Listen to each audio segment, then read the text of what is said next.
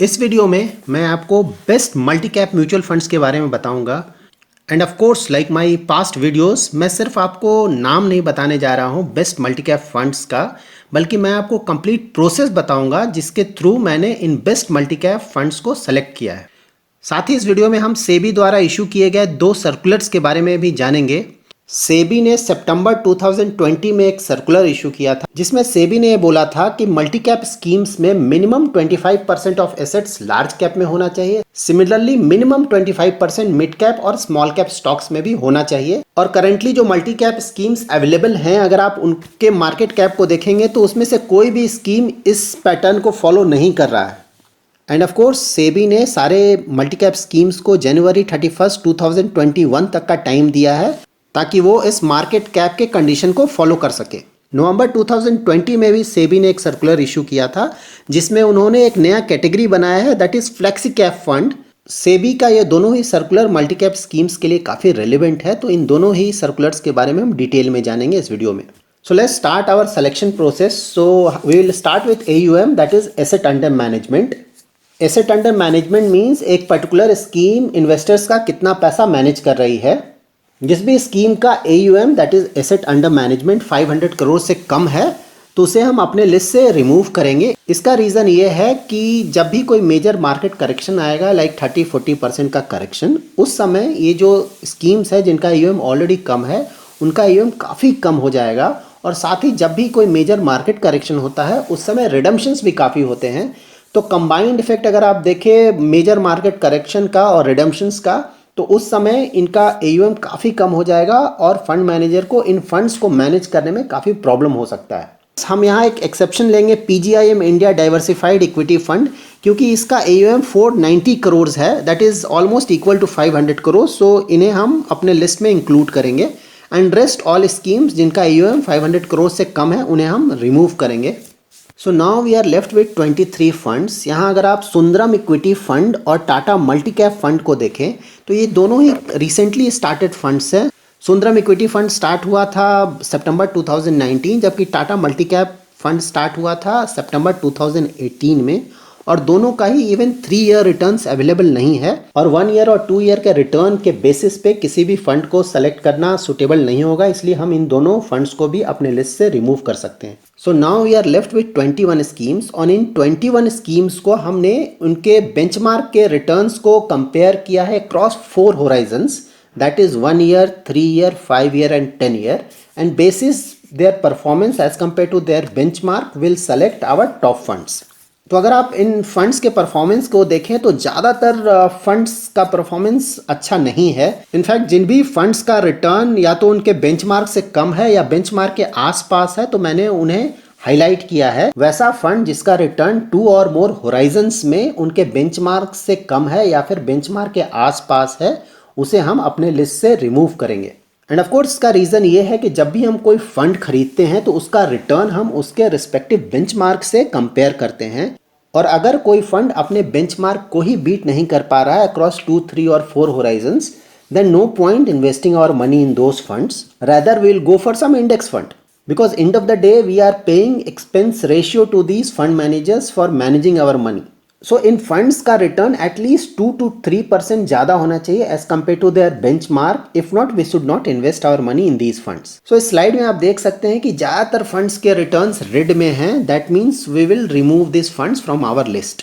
For example you can see HDFC equity fund, benchmark ने 1 year में 16.51% का return दिया है, जबकि HDFC इक्विटी फंड ने 1 ईयर में सिर्फ 6.42% का रिटर्न दिया है।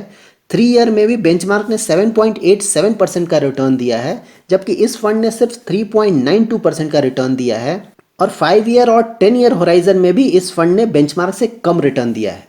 सिमिलरली अगर आप number 16 Nippon India multi cap fund को देखें तो यहाँ बेंचमार्क ने 16.99% का रिटर्न दिया है 1 ईयर में, जबकि इस फंड ने सिर्फ 0.33% का रिटर्न जनरेट किया है। 3 ईयर होराइजन में भी बेंचमार्क ने 8.14% का रिटर्न दिया है, जबकि इस फंड ने सिर्फ 0.70 का रिटर्न जनरेट किया है। 3 ईयर में भी बेंचमार्क ने 12.81% का रिटर्न दिया है, जबकि इस फंड ने सिर्फ 6.40 का रिटर्न दिया है। 10 ईयर्स में भी इस फंड का रिटर्न बेंचमार्क से कम है। सो इन पर्टिकुलर स्कीम्स के परफॉर्मेंस को देख के हमें ये पता चलता है कि equity is not only about long term investment. आपको अपने इन्वेस्टमेंट का रेगुलरली पोर्टफोलियो रिव्यू करना होगा एटलीस्ट वंस इन 3 और 4 मंथ्स। पेरियोडिक पोर्टफोलियो रिव्यू इसलिए बहुत ज़्यादा ज़रूरी है क्योंकि जो फंड आज अच्छा कर रहा है वो ज़रूरी नहीं है कि नेक्स्ट ईयर या फिर आने वाले समय में भी वो फंड अच्छा करे। So now we are left with 5 fund जिनका performance as compare to their respective benchmark अच्छा है। सो नाउ इन फंड्स का हम रिस्क और रिस्क एडजस्टेड रिटर्न चेक करेंगे और उसके बेसिस पे हम अपने टॉप 3 मल्टी कैप फंड्स को सेलेक्ट करेंगे। तो हम इन 5 फंड्स का रिस्क और रिस्क एडजस्टेड रिटर्न चेक करेंगे across 5 year and 3 year horizon. तो रिस्क के लिए हम स्टैंडर्ड डेविएशन और बीटा चेक करेंगे और रिस्क एडजस्टेड रिटर्न के लिए हम शार्प रेशियो और अल्फा चेक करेंगे। Standard deviation means average return से किसी स्कीम का परफॉर्मेंस कितना ज़्यादा डिविएट कर रहा है। Beta means as compare to benchmark वो पर्टिकुलर स्कीम कितना ज़्यादा रिस्क ले रहा है। तो अगर बीटा 1 से कम है दैट मीन्स वो फंड अपने बेंचमार्क से कम रिस्क ले रहा है, और अगर बीटा 1 से ज़्यादा है दैट मीन्स वो फंड अपने बेंचमार्क से रिस्क ज़्यादा ले रहा है। तो अगर आप स्टैंडर्ड डिविएशन देखें 5 ईयर होराइजन में तो पराग पारिक का स्टैंडर्ड डिविएशन काफ़ी कम है, दैट इज़ इसने रिलेटिवली रिस्क कम लिया है। और अगर आप बीटा देखें इन 5 ईयर होराइजन तो PGIM India diversified equity fund का बीटा थोड़ा ज़्यादा है, दैट मीन्स ये फंड थोड़ा ज़्यादा रिस्क ले रहा है। Now will check risk adjusted return parameters. Sharpe ratio means एक पर्टिकुलर फंड कितना रिटर्न जनरेट कर रहा है per unit of risk taken. तो शार्प रेशियो जितना ज़्यादा होगा वो उस फंड का परफॉर्मेंस उतना अच्छा माना जाएगा। अल्फा मीन्स किसी पर्टिकुलर फंड ने एक्सपेक्टेड रिटर्न से कितना ज़्यादा रिटर्न जनरेट किया है, एंड ऑफ कोर्स अल्फा जितना ज़्यादा होगा उस फंड का परफॉर्मेंस उतना अच्छा माना जाएगा।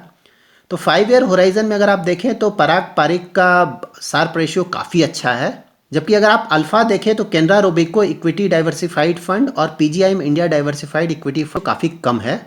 एक्सिस मल्टीकैप फंड ने अभी तक 5 ईयर्स कंप्लीट नहीं किया है, इसलिए इसका 5 ईयर्स का रिटर्न अवेलेबल नहीं है।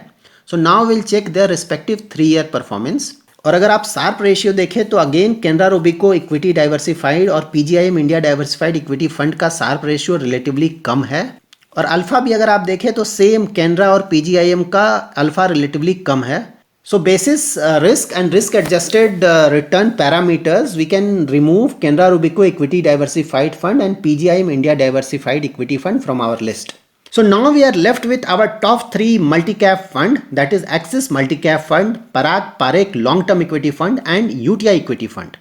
मैंने वीडियो के स्टार्ट में आपको 2 सेबी सर्कुलर्स के बारे में बताया था, यहाँ मैं आपको उसके बारे में डिटेल से बताऊंगा। तो सेबी ने सारे मल्टी कैप स्कीम्स को जनवरी 31, 2021 तक का टाइम दिया ताकि ये स्कीम सेबी द्वारा इशू किए गए इन्वेस्टमेंट पैटर्न को फॉलो कर सके। एसेट का minimum 25% large cap and again minimum 25% mid cap और again minimum 25% small cap stocks में इन्वेस्ट करना होगा, और रेस्ट 25% वो large cap, mid cap, small cap कहीं भी इन्वेस्ट कर सकते हैं। सो दिस मीन्स ये स्कीम मैक्सिमम 50% तक ही लार्ज कैप स्टॉक्स में इन्वेस्ट कर सकते हैं, साथ ही इन्हें 25% मिड कैप स्टॉक्स में भी इन्वेस्ट करना होगा और 25% स्मॉल कैप स्टॉक्स में भी इन्वेस्ट करना होगा। लेकिन अगर आप एलोकेशन देखें इन 3 top performing multi cap schemes का, एक्सिस मल्टी कैप में ऑलमोस्ट 92% का इन्वेस्टमेंट लार्ज कैप स्टॉक्स में हुआ है, जबकि मिड कैप में सिर्फ 4% है और स्मॉल कैप में ये 2% से भी कम है। और अगर आप इन 3 स्कीम्स के स्मॉल कैप एक्सपोजर को देखें तो ये काफी कम है, एंड ऑफ कोर्स अगर ये फंड्स अपने स्मॉल कैप एक्सपोजर को 25% तक करते हैं और लार्ज कैप के एक्सपोजर को कम करते हैं तो इनका इन्वेस्टमेंट फिलॉसफी बिल्कुल चेंज हो जाएगा। सेबी ने इन स्कीम्स को एक स्केप रूट दिया है। सेबी ने नवंबर 2020 में एक सर्कुलर इशू किया है जिसमें सेबी ने एक नया कैटेगरी इंट्रोड्यूस किया है, that is flexi cap. Flexi cap में किसी भी तरह का कोई मार्केट कैप लिमिटेशन नहीं है, उसका सिर्फ एक रिक्वायरमेंट है, दैट इज आपके टोटल एसेट का मिनिमम 65% इन्वेस्टमेंट इक्विटी में होना चाहिए। वहाँ किसी भी तरह का कोई कैप नहीं है लार्ज, मिड और स्मॉल कैप स्टॉक्स के लिए।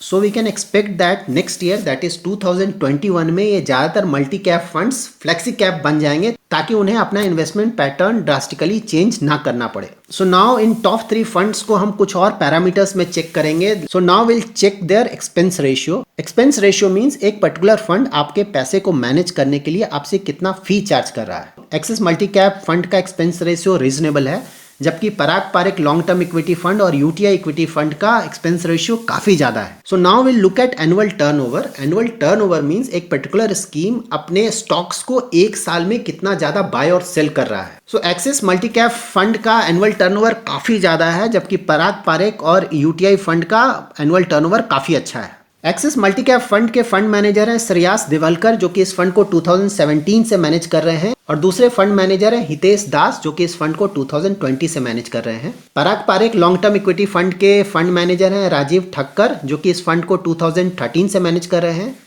दूसरे फंड मैनेजर हैं रौनक ओंकार, जो कि इस फंड को 2013 से मैनेज कर रहे हैं। और थर्ड फंड मैनेजर हैं राज मेहता, जो कि इस फंड को 2016 से मैनेज कर रहे हैं। यूटीआई इक्विटी फंड के फंड मैनेजर है अजय त्यागी, जो कि 2016 से इस फंड को मैनेज कर रहे हैं। So now we look at the portfolio of these funds. Portfolio में हम ये देखेंगे कि इन फंड्स ने किन टॉप सेक्टर्स में अपना पैसा इन्वेस्ट किया। साथ ही हम ये भी देखेंगे कि किन पर्टिकुलर स्टॉक्स में इन्होंने अपना ज्यादातर पैसा इन्वेस्ट किया है। So if you look at top sectors of axis multi cap fund, तो फाइनेंशियल्स में इनका इन्वेस्टमेंट अबाउट 38% है, जबकि टेक्नोलॉजी में इनका इन्वेस्टमेंट 14.64% है, और हेल्थ केयर में इनका इन्वेस्टमेंट अबाउट 10% है, जबकि एफएमसीजी में इनका इन्वेस्टमेंट 7.5% है, और केमिकल्स में इनका इन्वेस्टमेंट अबाउट 6.85% है। So now we will look at Parag Parekh long term equity fund. तो इनका टेक्नोलॉजी में इन्वेस्टमेंट ऑलमोस्ट 32% है, जबकि फाइनेंशियल में इन्वेस्टमेंट 27.62% है, ऑटोमोबाइल में इन्वेस्टमेंट 12.49% है, और एफएमसीजी में इनका इन्वेस्टमेंट